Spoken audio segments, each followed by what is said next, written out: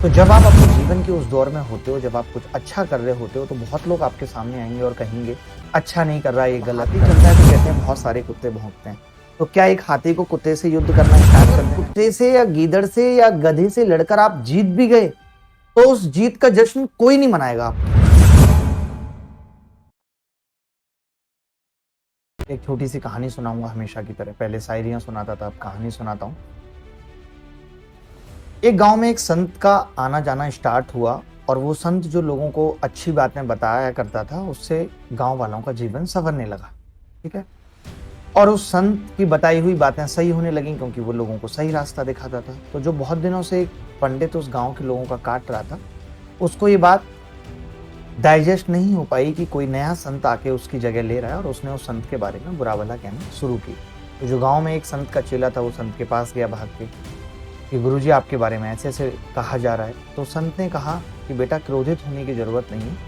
क्या अगर हम उस पंडित से जाकर अभी लड़ने लगें तो क्या ये बात फैलना बंद हो जाएंगी? नहीं होंगी, बल्कि हम अपना समय खराब करेंगे और कुछ भी अच्छा नहीं कर पाएंगे।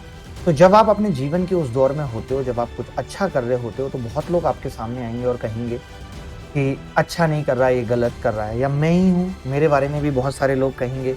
लेकिन अगर हम हर एक इंसान को जवाब देने लग जाएंगे तो उससे कुछ अच्छा होने वाला नहीं है, बल्कि उन लोगों को भी ये बात पता लग जाएगी कि लोग हमारे बारे में बुरा कहें।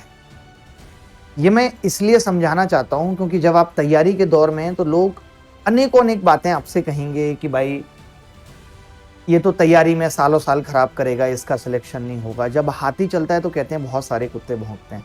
तो क्या एक हाथी को कुत्ते से युद्ध करना स्टार्ट कर देना चाहिए? नहीं। मैं जीवन में एक बात हमेशा सबसे कहता हूं कि अगर लड़ना है ना तो शेर से लड़ो, क्योंकि अगर कुत्ते से या गीदड़ से या गधे से लड़कर आप जीत भी गए तो उस जीत का जश्न कोई नहीं मनाएगा आपके कि आपने कोई बहुत बड़ा काम किया। तो जीवन में लड़ाई भी करनी है तो बड़ी चीजों से करनी है, लक्ष्य भी पालने हैं तो बड़े पालने हैं, सोचना भी है तो बड़ा सोचना है, ऊंचा सोचना है। क्योंकि अगर हमने उस ऊंचे का कुछ एक परसेंट, कुछ एक हिस्सा भी हासिल कर लिया तो हमारा जीवन सफल हो जाएगा। सबके लिए सफलता के मायने अलग अलग है। आज एक आदमी का उद्देश्य सिर्फ इतना है कि वो 400 रुपए अगर आज ऑटो से या ओला उबर से कमा के लाएगा तो उसके घर में खुशहाली आ जाती है, इतनी बात से। आमिर खान, शाहरुख खान के लिए खुशहाली वो है कि उनके पास बहुत कुछ पहले से है, लेकिन अगर उनकी मूवी नहीं चली, मूवी ने 200 करोड़ का बिजनेस नहीं किया, तो उनके चेहरे पे मायूसी आ जाती है। मैं हमेशा कहता हूं कि संसार में गरीबी, अमीरी, सच, झूठ कुछ भी ऐसा नहीं है। सब कुछ रेफरेंस के हिसाब से। आज आपके अगर 1000 रुपए भी गिर जाते हैं तो आपके लिए बहुत दुख का विषय होगा और कई दिनों तक ये दुख चलेगा।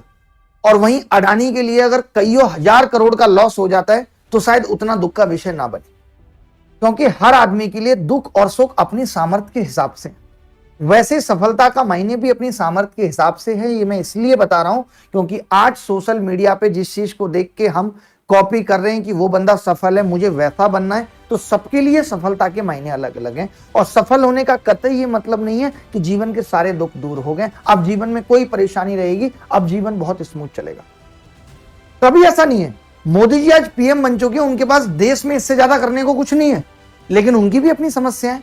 अभी आपने थोड़े दिन पहले सुना होगा, वो सोशल मीडिया से परेशान हो गए थे, उन्होंने कहा था मैं सोशल मीडिया छोड़ दूंगा।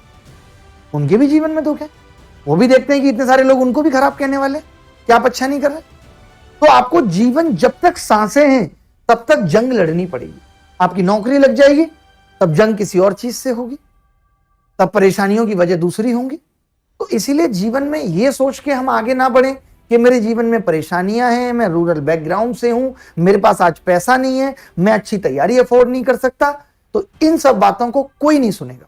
आपकी आगे आने वाली पीढ़ी आपसे सवाल जरूर पूछेगी कि जिस वक्त लोग आगे बढ़ रहे थे उस वक्त आप क्या कर रहे थे, और आप उन्हें क्या जवाब देंगे। तो मैं अपनी बात को यहीं पे खत्म करता हूं कि जीवन में एक तो लड़ाइयां बड़े लोगों से करिए, बड़ी बड़ी चीजों से लड़िए, क्योंकि छोटी चीजों से, छोटी छोटी चीजों में, एक दोस्त से, भाजपा और कांग्रेस पे लड़के जीतने से कुछ नहीं होने वाला। एक रिश्तेदार को 4 बातें उल्टी सुना देने से, एक मोहल्ले वाले को 4 बातें खराब कह देने से और ये सोच के कि मैं जीत गया, उससे कोई नहीं जश्न मनाने वाला इस बात का। तो अपनी लड़ाइयां बड़ी चीजों से रखिए।